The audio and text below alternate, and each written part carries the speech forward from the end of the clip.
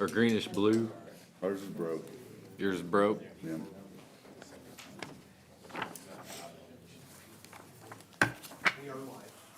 And we are live.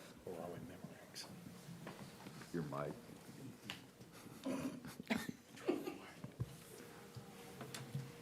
We all ready? Is Mr. Campbell? He just pulled in. Perfect. Should we wait a Right, minute? go ahead and start. Just go ahead and start. All right, call this meeting to order. Welcome to the City Council Workshop for the Capital Improvement Sales Tax, and we have Chief Dwayne Compton here to begin things this evening. Good evening. I have Captain Tim King and Derek Barr with me tonight, and they were instrumental in putting this together. We broke this up into basically thirds. There was a lot of information, and we went old school because there's a lot of maps in this book in front of you. Because of the televisions are so small, it's hard to see. So we decided to print it off that would make it easier for you to read in front of you versus trying to look at it on one of these televisions. So we're gonna start off. Captain King's gonna take over on why this location and response times. Somewhere in here, we'll have a break for food, and then Captain Derek Barr is gonna take over on our needs for training. And then I'll wrap up on design and construction and why fire stations cost so much. As a side note, these two have never spoke before city council tonight. And I got a ton of respect for them because they both stepped up and said, yeah, we'll do it. So Awesome. take it away, bud. Good evening.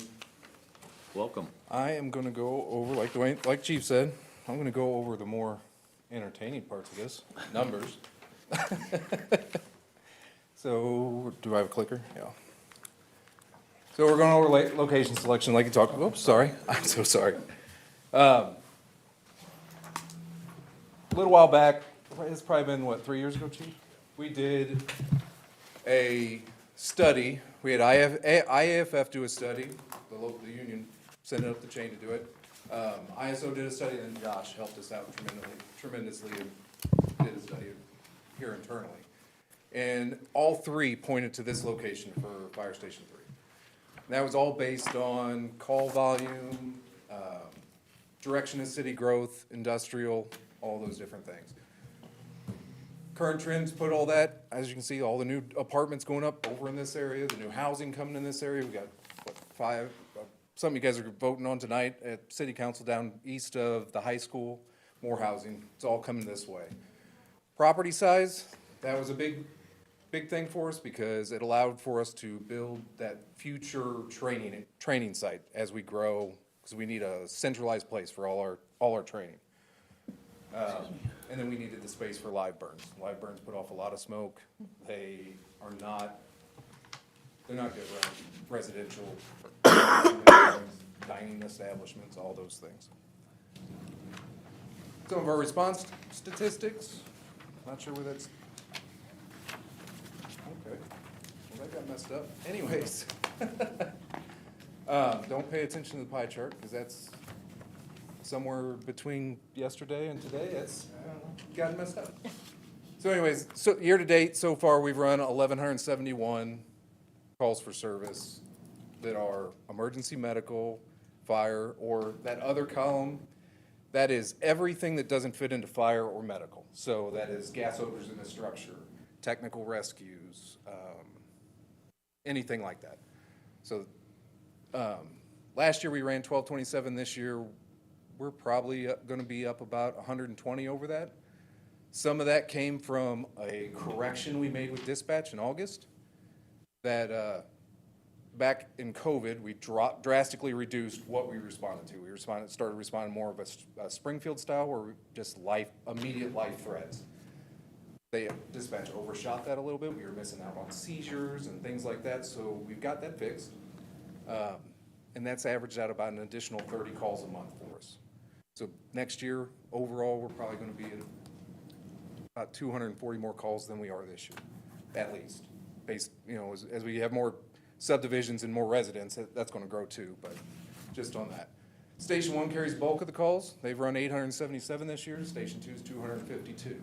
If Station 3 were to be put in place, it's gonna take some of the calls from both, and we're gonna see that here a little bit later on.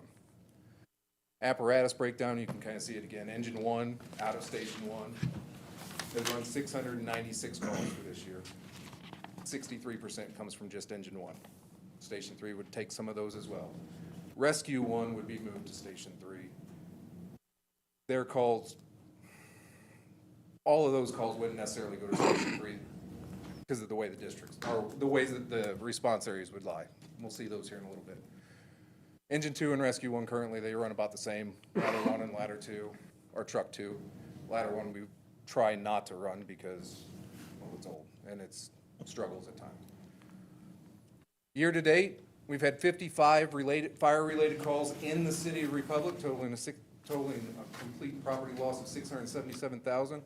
Last year, we were at 68 fire calls and $921,000. So we're about one fire away this year, which will probably happen, from exceeding last year. This is the first really busy map, and I'm gonna try to break it down. Key performance objectives for us in fire response, we go by NFPA standards, and this is the first arriving unit for a fire. We have 5 minutes and 20 seconds to get there. So we have 80 seconds to get dressed and 4 minutes to travel. After that, the second arriving apparatus, they have 7 minutes and 20 seconds. So they get an extra 2 minutes to get there. That'll be, if the fire's in Station 1's district, that would be Station 2 arriving. Everybody past that has 9 minutes and 20 seconds. So that would be Brookline, Battlefield, Willard, all of our auto aids coming in, they have a 9-minute, 20-second response. If it's an EMS call, we have 20 seconds less. So we have 5 minutes flat, 7 minutes flat. Well, for an EMS call, we wouldn't really ever have a second unit. Excuse me? Yes, sir. So just for my knowledge, how do they determine where the calls go? Do you guys have dispatch do that, or do you have 911 dispatch calls certain? This 911 does it, so dispatch does it. We have what's called beats built into our mapping system with Okay. dispatch. Okay. So, and we have those split up into about, I think 8 zones is what it's split up into. Okay. Yeah, it's 8 zones. And depending on where that address lies in the zones is what apparatus gets dispatched Okay, with. thank you very much. And we'll talk a little bit more about specifics on who goes where as I get into these different stations. Okay, thank you. Going on. So this map over on the side is pretty busy, but I'll try to explain it as best I can. The overall shading, these yellows, that's a 0 to 2 minute response time. So this is, Nick was nice enough to build this for us. That is based on actual travel time and speed limits in the city. Each of those big circles, the smaller circle on the left is Station 1's area. The bigger circle on the top right is Station 2, and this bigger one's proposed Station 3. All of these colors originate from those stations within those districts. So bright yellow, less than 2 minutes. Light orange is 2 to 4 minutes of travel time. Dark orange is 4 to 6 minutes. Light red, 6 to 8. Dark red's 8 to 10. The dots you see on the map, that is call volume hotspots. If they're in blue, that means we made it in time, within our standards. If they're in red, we didn't make it within our national standard of response. Here's an example. This is a house fire I was on in June. This is over on Picardy. Engine 1 made it there in 5 minutes, so we had 20 minutes to spare. And in that 5 minutes and 20 seconds I talk about, we have to be on scene performing an action. So that could be tagging a hydrant, starting our investigation, whatever. But we have to be on scene performing an action. Engine 2 took 10 minutes to get there. Now, mind you, this was on the, probably close to the furthest point in Republic that Engine 2 would have to travel, but still, 10 minutes for them to get there. Took Battlefield 14 minutes, and it took Willard 24 minutes. So we met our primary response standard. We didn't meet any after that. And then we had Brookline covering any other calls that occurred in the city. We typically have to do that with any long call, whether it's a fire, technical rescue, doesn't matter. We have to have somebody backfill so that our medicals are covered. Here's Station 1's district. As you can see with Station 1, especially out in Liberty Place, Lakes of Schuler. Here's South Basswood, we've got another planned subdivision going down here at the end of South Basswood. All of those are red responses. So we don't make it out to those in time typically. There's a lot of zigzagging through streets to get back there, and it just really eats up our time. We got some out to the west, and that's growing a little bit too, and then Station 1, one of the big hindrances with it, peak traffic hours, people don't let us out. Like, it might add 30 seconds to a minute sometimes, just for us trying to get out of our parking lot to get onto the street to respond. Station 2. So, if 3 was built, or when 3 is built, Station 2 would remain and take everything north of Highway 60. Station 3 would take everything south of 60. All the red that's right here along 60, that's our apartments. So that's Stone Creek Falls, Old Stone, 60 West. Station 2 struggles to get across 60 to get down to a lot of those calls. And then the problem with Stone Creek is they either have to come out James River in 60 to get down to it, or they have to come all the way down MM in 60 and then drive all the way back up to its entrance before they get in. When the MM expansion comes through, Stone Creek Falls we should get there within time, because they're gonna come over the bridge and be able to drop right into Stone Creek Falls and never have to get over 60. Here's where that MM crop for reference, here's where this roughly, where the MM corridor is coming through at. You can see where it dumps right into Stone Creek Falls. It'll also take a railroad crossing out for us, which does hold us up sometimes.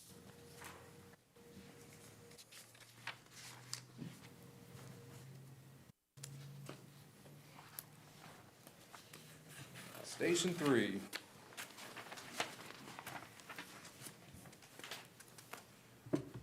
So, I said this a little bit with Station 2.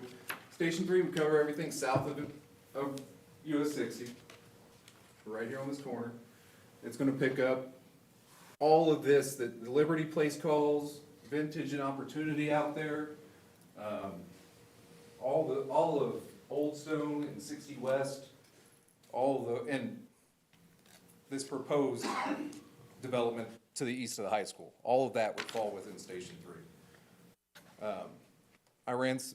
Nick ran me some numbers based on 2025 data, and within the constraints of what Station 3 would be, and it'd be about 265 calls for service for Station 3. So it would be about the same as what Station 2 runs.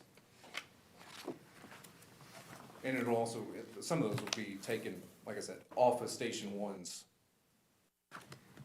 response, like how many they respond to. This will also pick up that proposed subdivision down there at the end of South Basswood.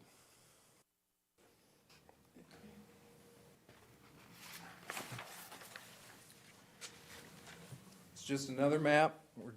This is what we use in our reporting software. This is not the actual beats or the districts that I was telling you about for coverage, but these are our coverage circles. The reason they're different size is ISO gives us different standards based on the type of equipment that we respond. So an aerial apparatus gets a 2.5 mile buffer, and an engine pumper gets 1.5 miles. We only have 2 aerials. Station 3, Station 2 is where Station 3 is where the new aerial is going to go, or ladder 1, based on the industrial complexes, the multifamily dwellings, all of that. So they get a bigger circle. The 2 red circles on there are projected stations 4 and 5. They're not obviously not a hard set location, but that's where our coverage needs are. So we need to hit, the lower one is Station 4, and that's gonna get us in that coverage need for Island Green and Lakes of Schuler and those. Anybody have any questions over any of this? I know I went through that kind of fast. I can go back to any slide you guys want to talk about. Yeah, so if you go back to Station 3's page and Station 1, will Station 3 be able to cover any of the area like Schuler Ridge or down there in County Line? So Schuler Ridge, unfortunately, that's gonna fall into Station 4 whenever we get to there. Like, unfortunately, where they're at right now, we don't have a means to get them within that coverage circle and meet these other needs. So meet the multifamilies up here.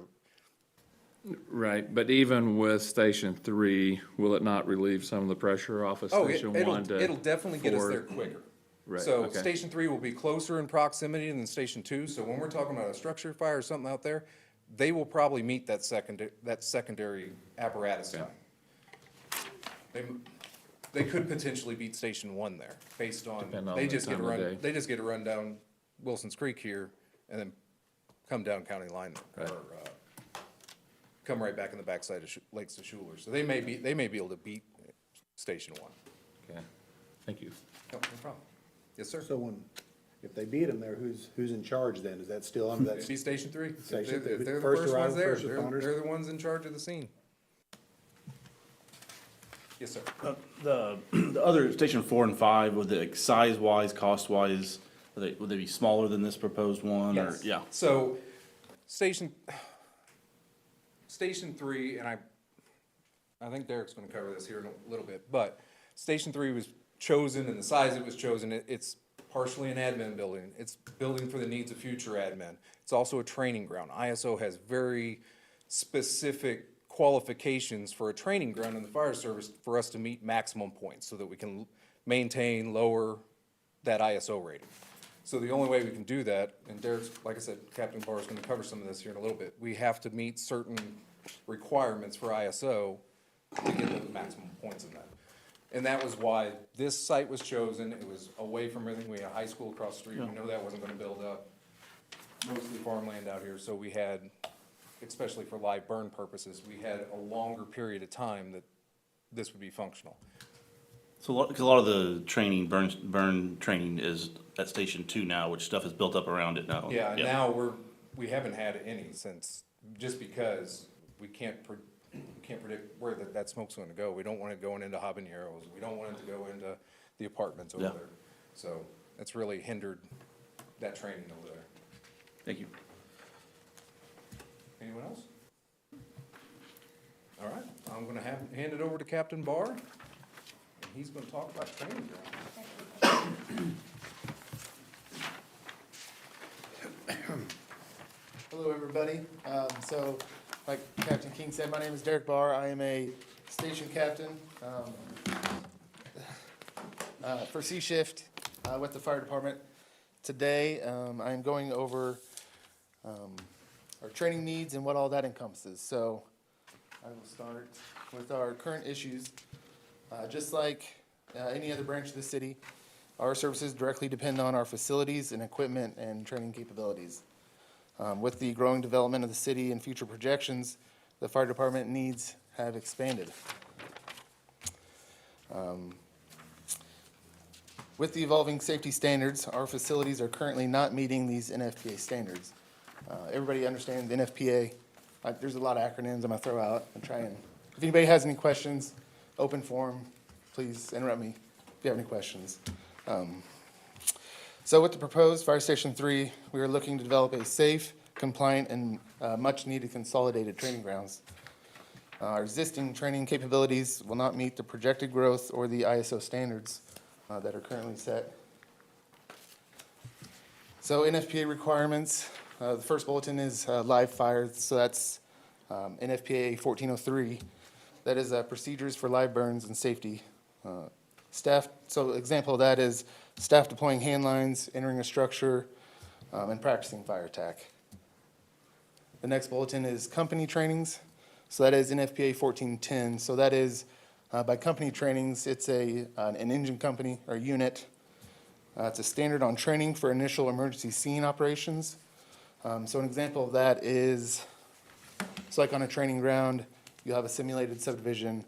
You'll have the fire truck pull up, someone tags the hydrant, the fire truck advances, we have to deploy 300 foot of LDH. So That is the large diameter hose that comes off the back of the fire truck. So we have to advance that 300 feet, firefighters deploy 2 hand lines, and they have to flow 150 gallons per minute in under 3 minutes. So we have to practice that annually, and we have to have 16 hours per member. Next is officers training. So that is, so the first arriving unit, the officer gives out assignments. So you give out assignments, so either the rest of your guys are doing fire attack, deploying hose lines, or rescue situations. And also with officers training, we do a lot of leadership in the classroom setting, so. Next bulletin is driver, operator, or engineer's position. This is the person who drives the fire truck. They require a minimum of 12 hours of some type of driver's training. So whether that's an EVOC course, EVOC is Emergency Vehicle Operations course, or a TIMS class. So that is Traffic Incident Management.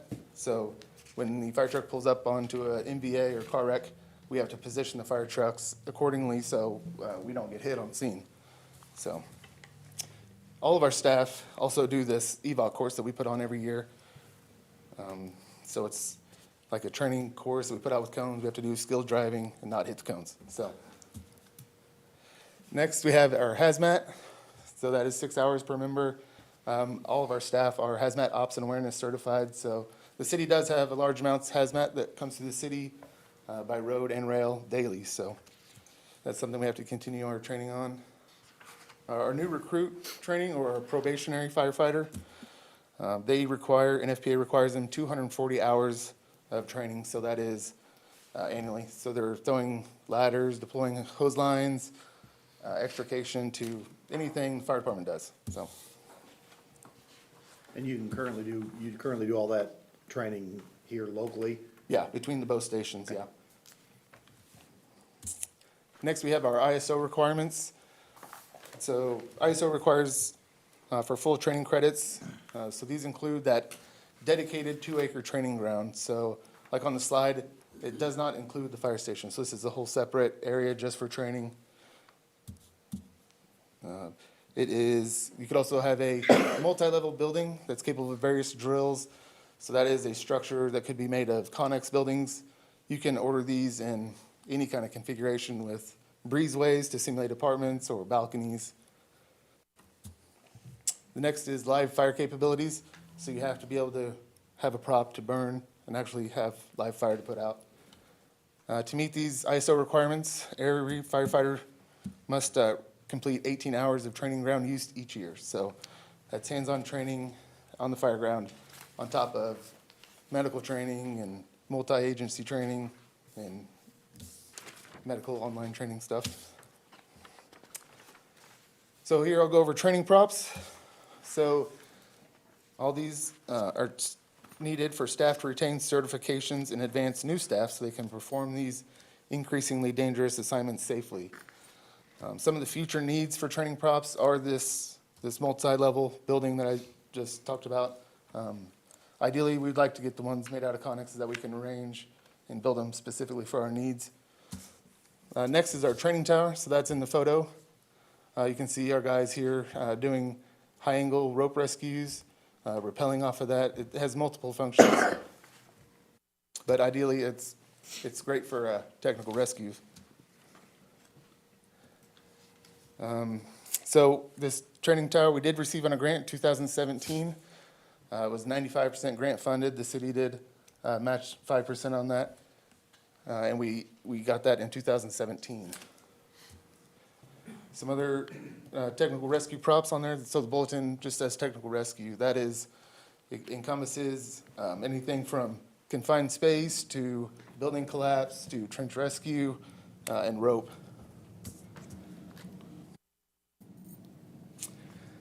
Let's see. The last is the driver's training area. So that is that EVOC course that we've set up with cones. I do go over that in the next 2 slides, I believe, so I'll have more information on that. So next I have a few of these training props. In the picture here is this flashover simulator. So like Captain King says, that is located at Station 2. So It is a 1403 prop, so we do actually light live fires in this. So we have staff that go in, deploy hand lines, and get the actual feel of live fire and see what it's like to put it out. So this prop is limited to only teaching signs of flashover and fire behavior. Everybody know what flashover is? I can kind of describe it if you need to. So flashover is, so we'll take a room and contents on fire, say the couch is on fire, it is off-gassing and putting out heat, and it elevates the temperature to where everything in the room can auto-ignite and possibly explode. So this prop does show how to avoid that. So it is a very nice prop, and we're glad to have it. So yeah, it is located at Station 2, and like Tim said, it does put off large amounts of smoke, as you can see. So with the development of Iron Grain, the future fuel station that's going out there, we do have to coordinate with them and make sure the wind's blowing in the right direction, so we don't, smoke all those establishments out. Next, we have this EVOC course. So this is kind of the driver's course that we set up. Ideally, it requires a minimum, of 40,000 square foot. So our fire trucks are very big and long. They require a lot to turn around and back up. Ideally, these should be on concrete. Currently, we do this at Miller Park on asphalt, and it's usually in the summer. So when it's hot, asphalt, and heavy trucks, it can create damage on that parking lot. So we do try and avoid that.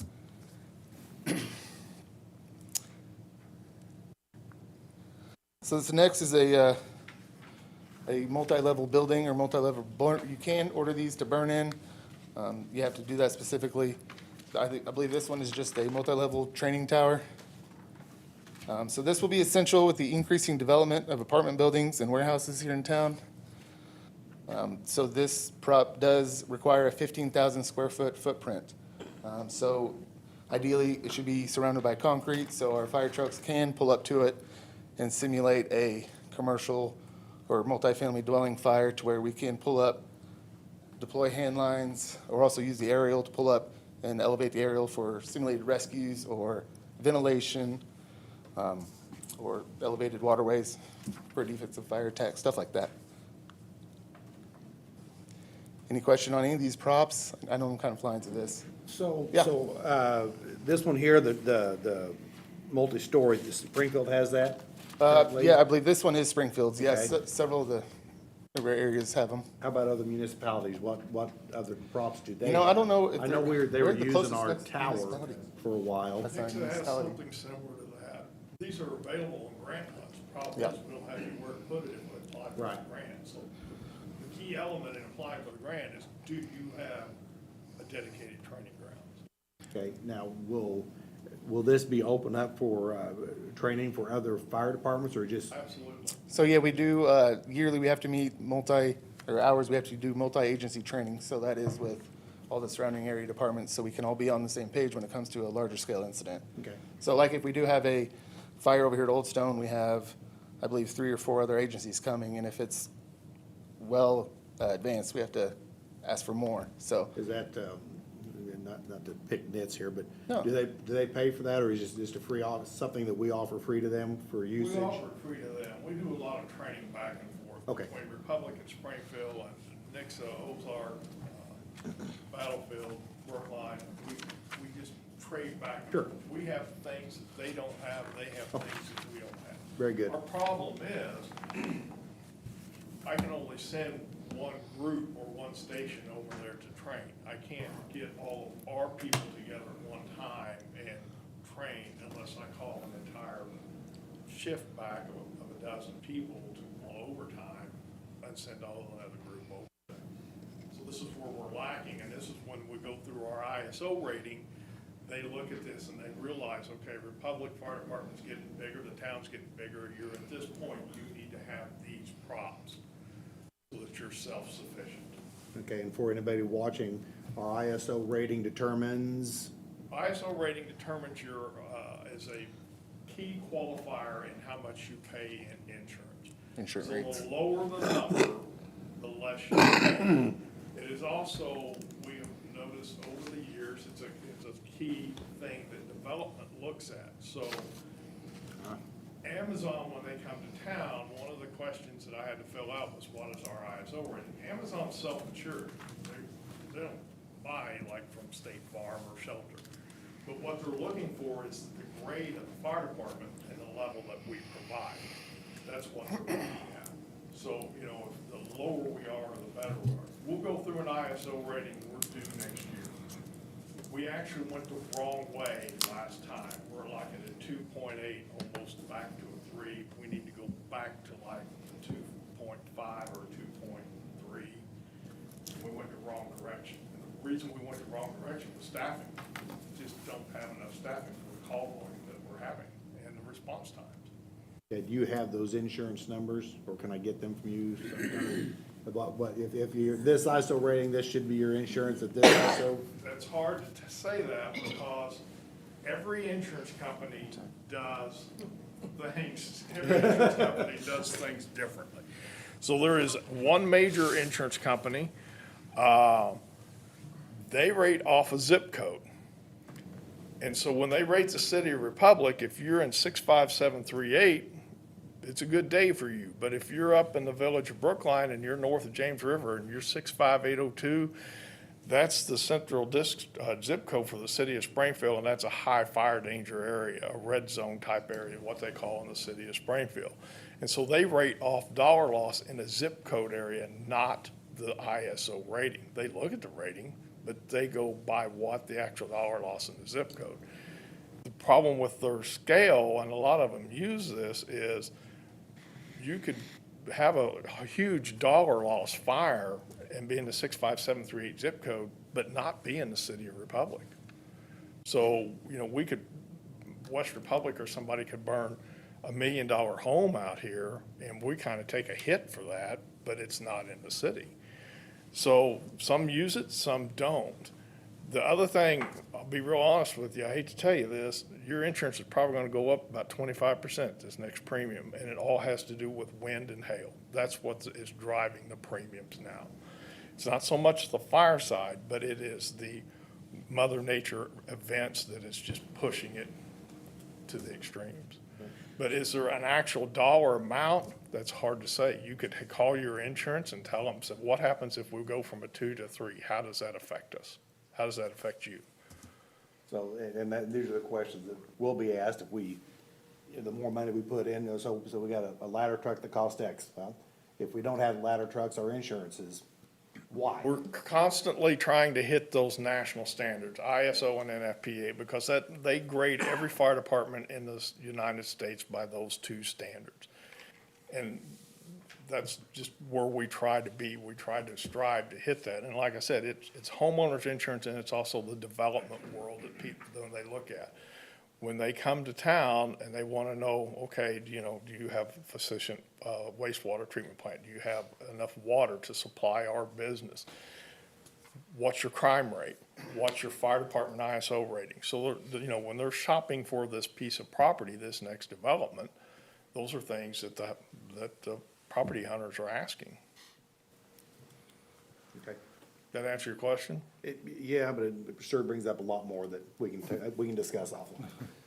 So, Happy to. How often is that ISO? Is it annual? Like how often do you guys do we get a They raise? used to be on a 5-year rotation, and right now they're running on a 6. The guy that does the ISO evaluations, he is a local guy. He's actually a city councilman for the city of Joplin. He's a retired battalion chief from Joplin Fire Department, and I'll just be honest with you, he keeps a very close eye on everything that's happening in southwest Missouri. So he knows when we add staff, he knows when we do annexations. They just are pretty in tune, and then every now and then I'll get them a request for a new city map. And they'll take that GIS map that I give them, and they'll compare it to the last one. They'll say, okay, so you've annexed all these properties. Are these properties built out yet? Yes or no? No. The other thing they look at is the housing and the number of houses that we put per acre and how close those houses are. We got some houses that are 12 foot apart from eave to eave. And the problem we have is when one house catches on fire, we do damage to the next house. ISO wants you to keep the fire contained to that house and not damage the neighbors' houses. So when we get into large lots or agricultural area, they're less concerned with that because it's a lower density housing versus the apartments. On average, if we have a fire in an apartment, you can figure to rebuild an apartment building, it's $80,000 a door. So however many units, if it's a 12-unit apartment, to replace that, not from the ground up, that's just to strip it out, the sheetrock and rebuild it, it's $80,000 each unit. Thanks. Good questions. Thank you, Chief Compton. Good answer. All right. So, okay, I'm almost done. I believe I have one more slide. So like, we were saying, this grant, or this prop can be funded by grants, but we currently don't have the space. This is another example of some training props. This falls back into the technical rescue category. Here, pictured is culverts. So we can do anything from storm drain rescues to confined space and building collapse in this property. This kind of requires about 7,000 square foot just to fit all these things safely. So with that isn't pictured as a trench collapse. We were fortunate enough to have that class, I believe, last year with donated or grant funded through MU Fire Rescue Training. So I think almost all the fire department, and we even got some build staff that got to go through that. So that was very great. So that's one thing we were also wanting to add as a trench area along with that. So that's why it's 7,000 square foot. And ISO has approximately correct, numbers to where spacing and everything should be. So, but I don't want to bore you with that. Let's see, lastly, we have a proposed indoor training facility. So currently our gyms are used and stored out in the apparatus bays on both Station 1 and Station 2. Ideally, we would like to get these inside away from the apparatuses and away from the higher decon areas. So when we get a fire, we come back, the apparatus bays are always, our gears trash, not trash, but dirty, full of soot and cancer-causing agents, and we got to clean our tools, so we're just trying to separate all that stuff from the apparatus bay area.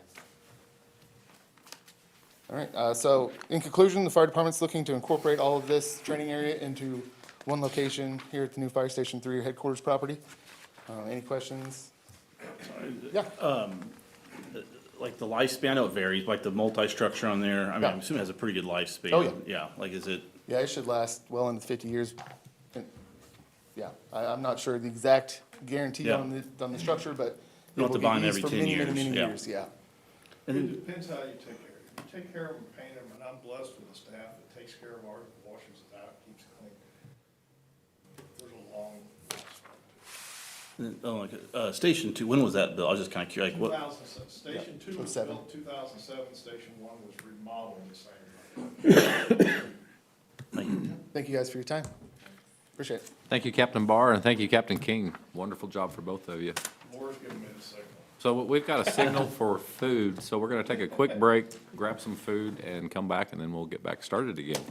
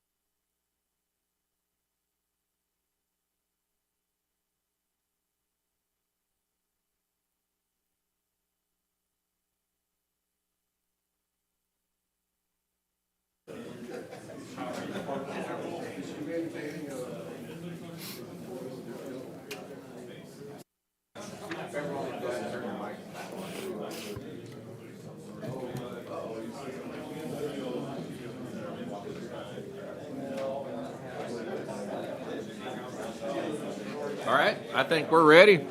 All right, you ready to get started back? We're ready. So as you remember a couple of years ago, we purchased this land next door and we bought 9.9 acres. And that was paid through the fire sales tax account. And that was one of those things that was on our checklist that we promised the voters we'd do, is we would buy the land for Fire Station 3.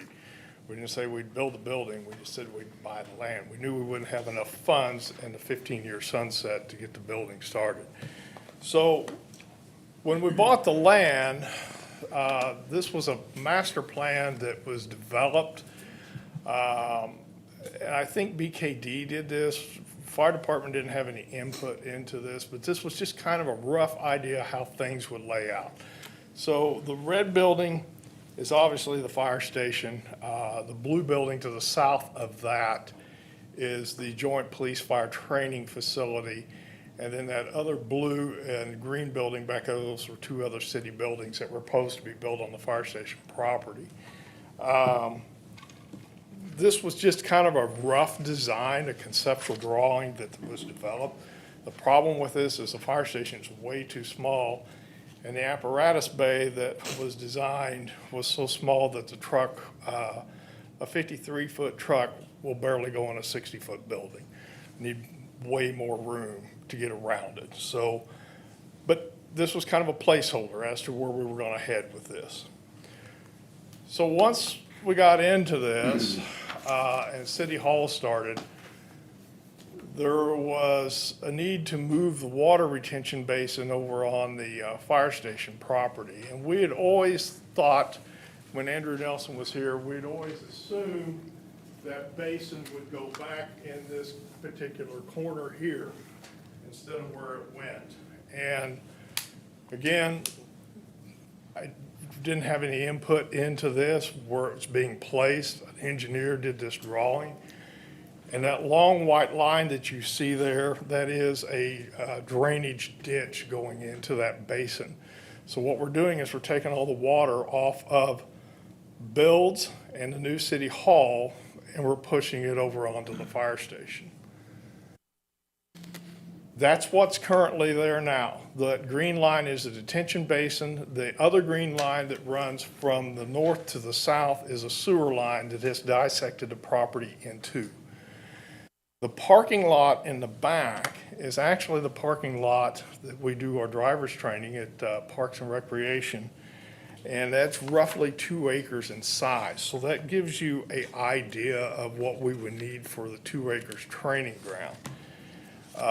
We would place buildings on that.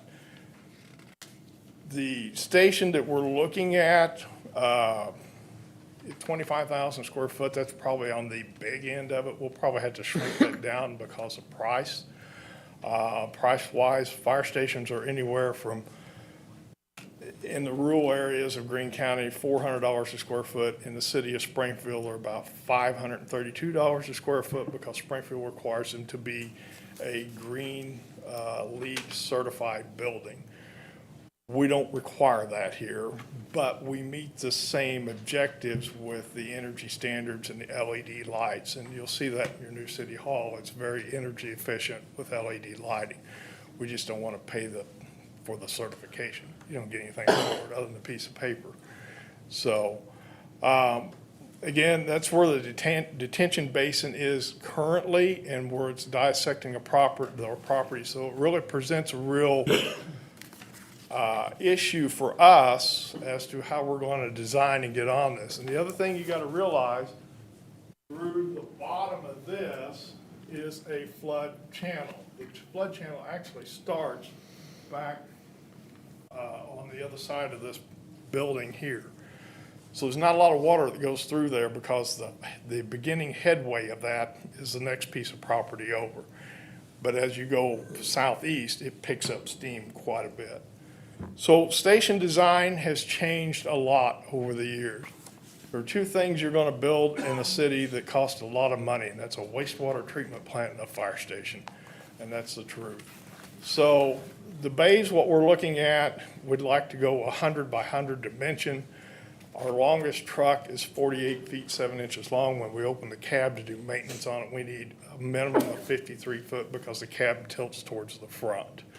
We want an 18-foot tall building so we can get the cab out, open in there as well.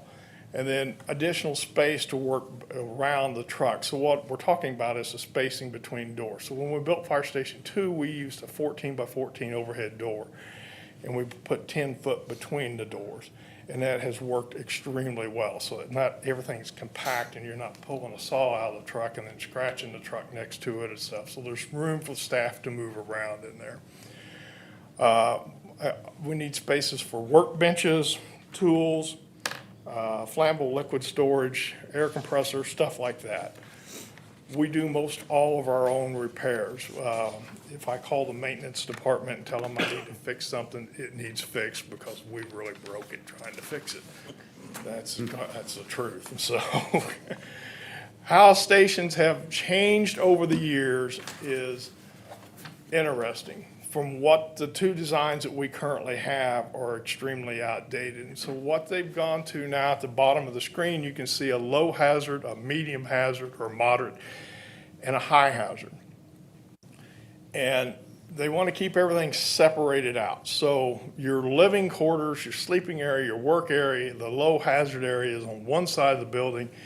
You got a transition, and then you get into the high hazard area, which is the apparatus bay and the equipment rooms, which we do all the decontamination for your fire gear. And to kind of break this down a little bit further, this is up at Central Jackson County outside of Kansas City. This is a station they built a couple of years ago. Big thank you to Adam Brown who found this picture and put this together, and Captain King. So the red zones, again, the apparatus bay over on the far side, you see those work areas, and then the green areas is the offices, living quarters. And then up in the corner here, the furthest away is the bunk rooms. And the design for the bunk rooms has drastically changed over the years, and I'm gonna dwell on that here in just a minute. So what happens when we come back from a working house fire or a working vehicle fire?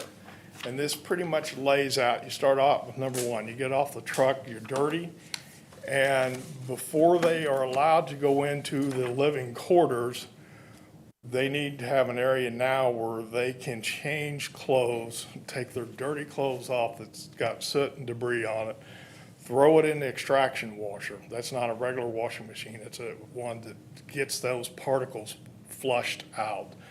And then within an hour, and we encourage them to do it now, it depends on call load, that they take a shower and get cleaned off and get this stuff off your body. The cancer rate in the fire service is off the chart. And it all has to do with the interior furnishings in a house. When I grew up, everything was wood. If you look around this room, everything in here is plastic or some sort of laminate. There's no wood left. So that's kind of how it flows when we go to a call, and you can just kind of follow the dots around that we go to. So in the warm zone and the hot zone is the SCBA, that's self-contained breathing apparatus. That's the cascade room where we refill our bottles and stuff. Obviously, we don't want that in the low hazard area because those have to all be cleaned when we come back. The straps have to be taken, or the packs have to be taken apart to clean. Your mask has to be cleaned. And then they'll change out bottles or change out packs if we have one broken. And then the gear room is, every staff member has 2 sets of gear. They have a primary set and a secondary set that they're assigned. So they'll strip the dirty set off and put their boots and stuff in the other set so that they're back on the truck ready to go in the event of another call. And then the decon room is the washer dryer, the gear extractor, sink for cleaning, stuff like that. All of this needs to be in an area that is separate from the other station, and all of these rooms that this stuff in needs to be vented to the outside, so that air's not being sucked through the ventilation system back into the other part of the building. And all of this drives up cost when you're building a building. So the living quarters, what we're used to now in design of bunk rooms and how things are, is not really acceptable anymore. And a lot has changed, and a lot has changed because of society and the people that are working in the fire service. So currently, we have a male and a female sleeping quarters at each station. And there's just 6-foot walls between the beds and some lockers for privacy, but it's open to the top. And then the restroom that we're used to using is similar to the restroom in the back here, where there's several stools, urinals, and showers, whatever. You can't really do that anymore in the fire service. So what they've gone to is a individual sleeping room. It can be a unisex bedroom, meaning the staff that's on duty today, male can sleep in there, and then when one of our female members comes on tomorrow, she can use that same room because it's a private room, and it has lockers in it that their stuff is locked in, their personal belongings are locked up in. And then the restrooms are a shower that's a private shower that they go in, and a stool. So in how they're doing this is kind of basically you would have like 9 bedrooms, and then across the hall you would have 4 or 5 restrooms. So it's not 1 for 1, it's a reduced amount, but there's enough there that to fulfill all the needs if they do that. And again, this is what drives up cost in a building. Each one of these has a light switch. Each one of these has a furnace or a mini split unit in it. And that's just simply the way the design standards have gone. Administrative needs. This building will be our new headquarters. We have simply outgrown Fire Station 1. When Tim showed a map of the station response areas, he showed Station 5 on there, which was going to have to go out west. Actually, Station 5 can be avoided if we move Station 1 off US Highway 60. And just so somebody will ask me, we own 3 acres of land, and I think you could put a Brahms on there, but don't want to start that rumor. So we just got to have somewhere to move Station 1. And we've done some mapping, some preliminary mapping, and Station 1 actually needs to go on Main Street. And it'll be a smaller building. But administrative needs, we need offices. Now myself and Deputy Chief Hollingsworth, we need to add back a future operations chief, which is what Mr. Neal's dad used to be, Dick Neal, when he worked for us years ago. We need offices for battalion chief, training officers, a fire marshal, and an administration or administrative assistant office, kind of a area where they come in, somebody would greet them versus having one of the on-duty crews members having to run to the front of the building to see who's there. And then the other thing we need to include is Emergency Operations Center, the EOC. The current EOC is in the basement of the police department. In the police department, they're needing to use that space because they're expanding their detectives and they need more room, and we kind of need to get out of there.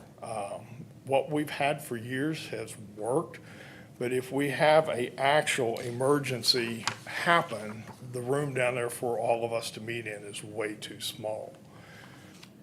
We would like to have training rooms. We'd like to have a room that is big enough to seat 150 people. We missed out on a free class that's being held at Nixa Fire because we didn't have seating for 85. So we kind of come up with 150. We come up with breaking that room into thirds with those folding walls that would come out. That room would also serve as the Emergency Operations Center. So when we went through that evaluation and they evaluated the city's emergency operation plan, one of the things they told us you never want to do, you never want to have your operations center and your media in the same building. This is why this needs to be located in the fire station. Operations is over there. We'll have the media come over here or come to City Hall. We don't want them in the same area because they're looking for a story. And when we're dealing with the ice storm, we're dealing with people being out of power, unhappy residents. I don't need them in our way. So operations over there.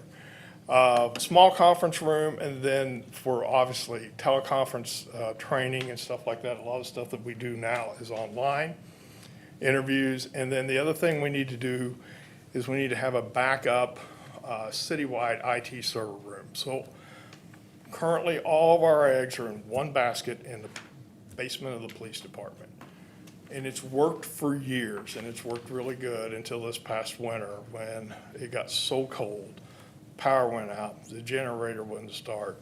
And it was just a combination of fluke things that happened. But there was a period of time, the entire city was dead in the water. No phones, no internet. And the way we're doing things now is if we have a disaster, it's basically all of us getting on a Zoom call and talking instead of meeting face to face. And we always thought that would work until we lost the server room at the PD when the power went out. So we need to build a hardened room next door when we build the fire station, and we need to have it set up where the IT department can basically flip a switch and take that one offline and turn this one online.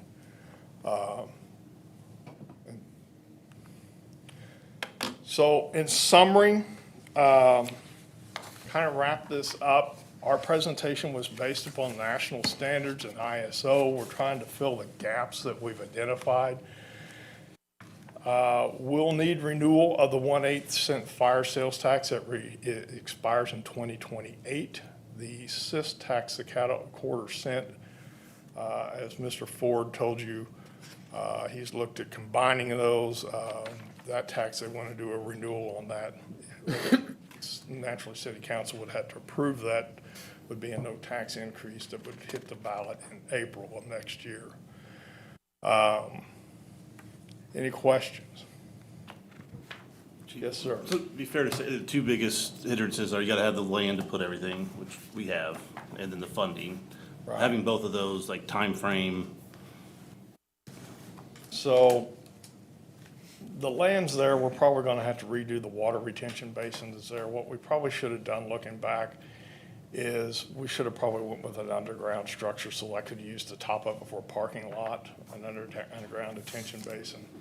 And then that's actually done at Flat Creek. When you pull in the parking lot at Flat Creek, you're parking on the water retention basin that's underneath there. It's also done at Target on West Bypass.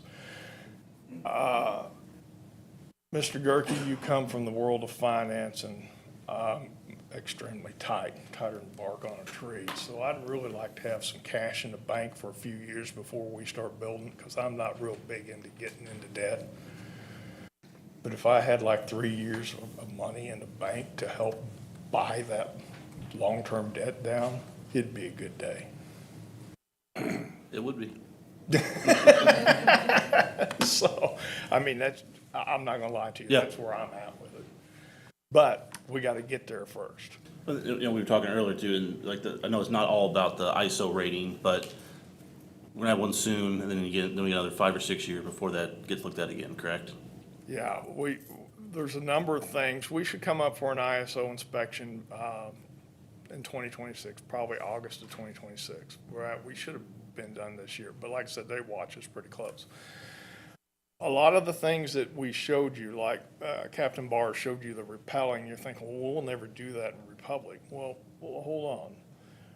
It actually can occur real easy. It's not we're going to save somebody off a water tower, but we have numerous warehouses that are several feet tall. McLean's 110 feet, and there's products stacked to the top. So if we have a worker in the top of that building that goes down, that turns into a technical rope rescue. Amazon's the same way. It's basically 40 feet to the top rack in there, and it's completely stacked with product. If something happens to one of their employees or if something falls over, then there's a need. We just don't have a place to do that type of training other than what we have now. Thanks. Yes, sir. How many apparatuses will have to be replaced before we start Station 3?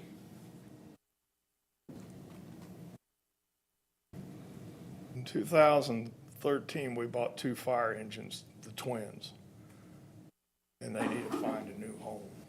They're costing me an arm and a leg to run. I mean, we're dropping $40,000 a year keeping them on the road. this practice has become in the fire service is that you run them 10 years on the front line and then you keep them on the back end as a reserve. Both of those trucks are approaching 100,000 miles. 100,000 miles on a fire truck, you're saying, well, that isn't much. Well, whether it's a fire truck or a police car that Brian and Jamie are gonna talk about here in a minute, if it shows 100,000 miles on the odometer, it's really 200,000 miles because it never gets turned off. It's sitting there idling the whole time. So you can just take that times two. Those trucks, in the perfect world, we would, because it's a 2-year time frame for a build, in the perfect world, we would go out to bid for those next year and take delivery in 28. So those will be the only two apparatus that we need to replace between now and then. At the current time, we've pretty much got everything caught up. We're where we need to be, but those two fire engines, one of them I'll make you a heck of a deal on. So, Send it to West Republic. I wouldn't do that to them, so, they need. How's staffing? Well, we are still short-staffed. From the public safety sales tax that was passed, we are still down because that tax is not generating what we thought it would because sales tax is, as Mr. Ford said, is flat. We're not going to deficit spend. That wouldn't be, that's not how we operate. That's never how the city's operated. So when the people come along, as the money comes along, we'll pick up more staff. Really, in the perfect world, I need to add 4 firefighters, 3 battalion chiefs, and if building keeps going the way we are, need to really pick up a fire marshal to take some of the load off, plans review and stuff like that. In the perfect world, but the money's just simply not there. Any other questions? Mr. Harder? Oh, no, I was adjusting my glasses. I'm just checking on it. No additional questions for Chief? So listen up, I gotta say one more thing before I sit down, and I gotta hurry. I'm blessed. These guys, man, they stepped up. And it doesn't matter what you do in the fire department, everybody was involved in this. Even the new people were sitting back watching, asking questions. Well, what about this? What about that? And so, big thank you to Josh and Nick for developing the maps that you saw. With that, I'm gonna turn it over to the police department. My wife's 60th birthday tonight. She didn't want to come to the city council meeting, so we're done. We could have sung her Y'all happy have a good birthday. time. Yeah, we could have taken care of Y'all it. have a good time, because I'm out of here. Tell her happy birthday for us, Chief. Thank you very much for your If presentation. you have any questions, you know where we're at. Just ask. All right, thank you, Chief. Well, good evening, Brian Sells, Police Chief. We're gonna switch gears a little bit here and talk about the police department, and I gotta mention, Major Burke's gonna take over here in just a few minutes for me. This presentation will be much quicker than the last one, to hopefully give Michael some time to get things switched over for your next meeting. We're gonna cover 3 main topics, pretty quickly. We're gonna talk about the impact the SIST has had on our fleet.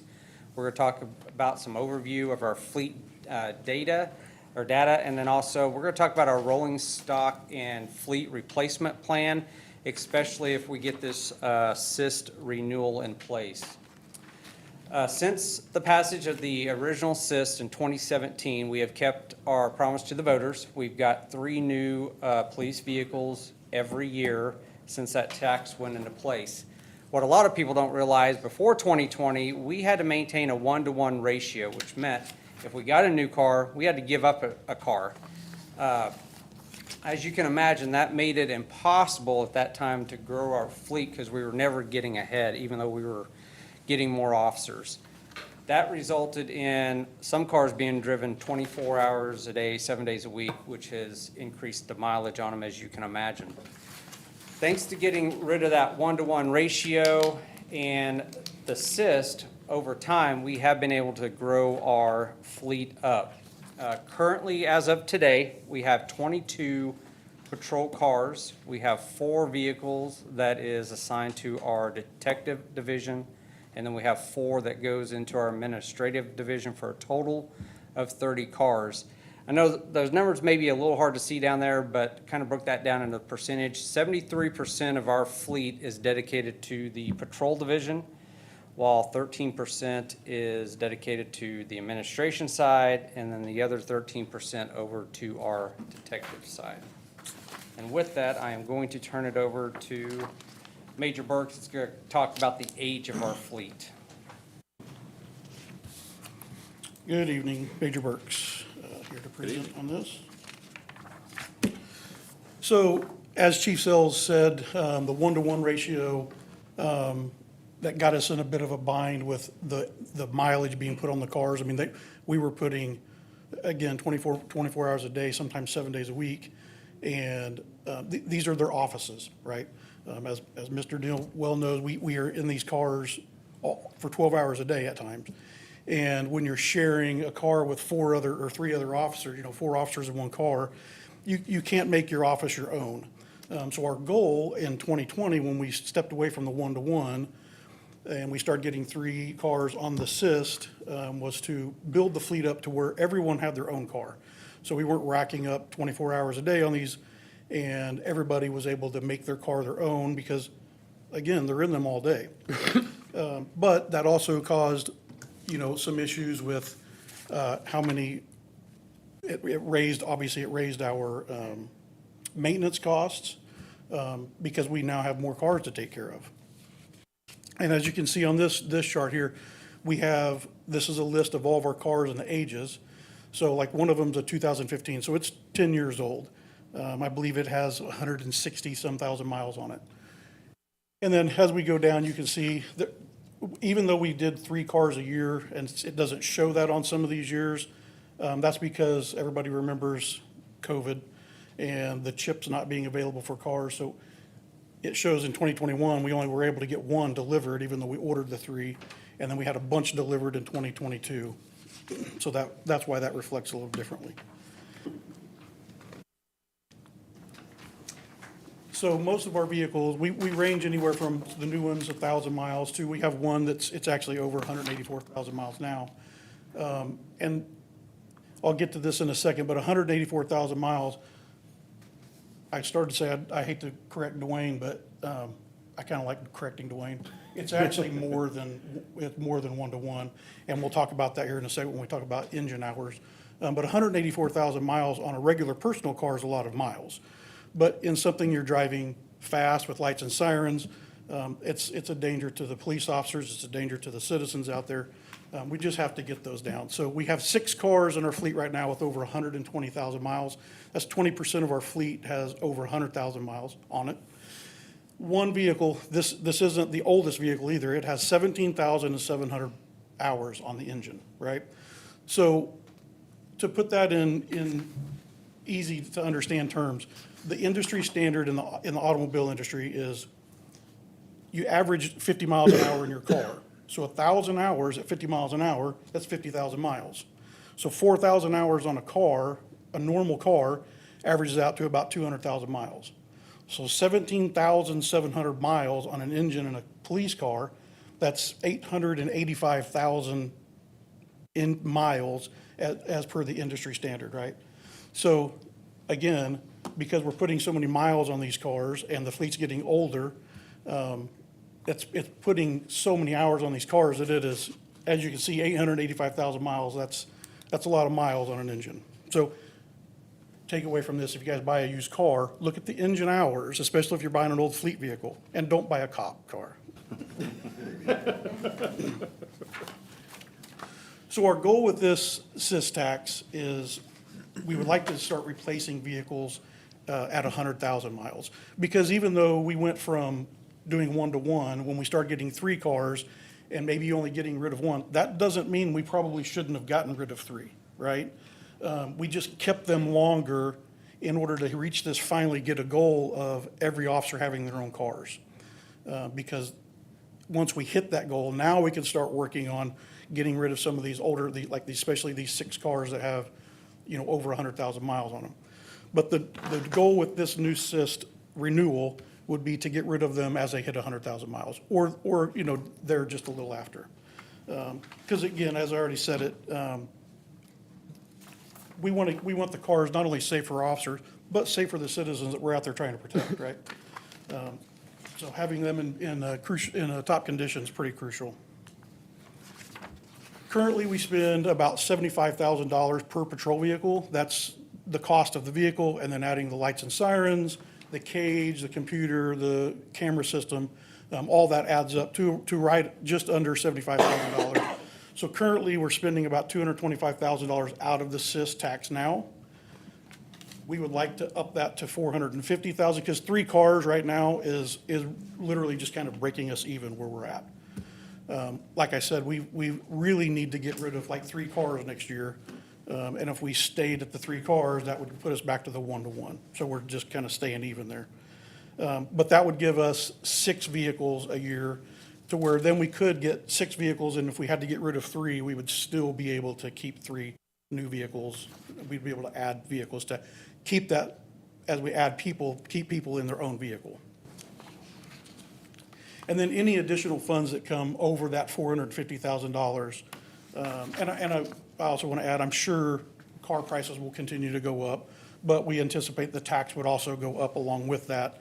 So once it does reach over $75,000 a car, hopefully the tax is keeping pace with that as well. But any additional funds after that would be used for other capital projects within the police department. Like last year, we had to replace 6, I believe, air conditioning units. The building, our building's 22 years old now. It still looks nice, but it is starting to age. And so we replaced the roof 2 years ago. And those things aren't cheap. And when you're running on a tight budget, where does that money come from? So those kind of things, we need to replace the soffit on the building. So capital projects like that is where any additional funds would go. They would stay within the police department and be available for things like that. And that is all I have, if anybody has any questions. Any questions from council? How's your staffing? So, good question. We are currently 2 under what we are funded. So, and I've actually got 2 in the hiring process right now, and I should have hopefully those both hired by the end of the year. So we would be, as we're funded, fully staffed. And then the public safety sales tax, we're still 5? I think we would be 5 for fulfilling that. But as Dwayne had said, the tax just hasn't, and from the beginning, that tax, it was pretty clear that it wouldn't quite get us there, but it would get us close. So, but we are technically 2 under, but I anticipate to have both of those hired by the end of the year. Okay? We were much faster than the fire department.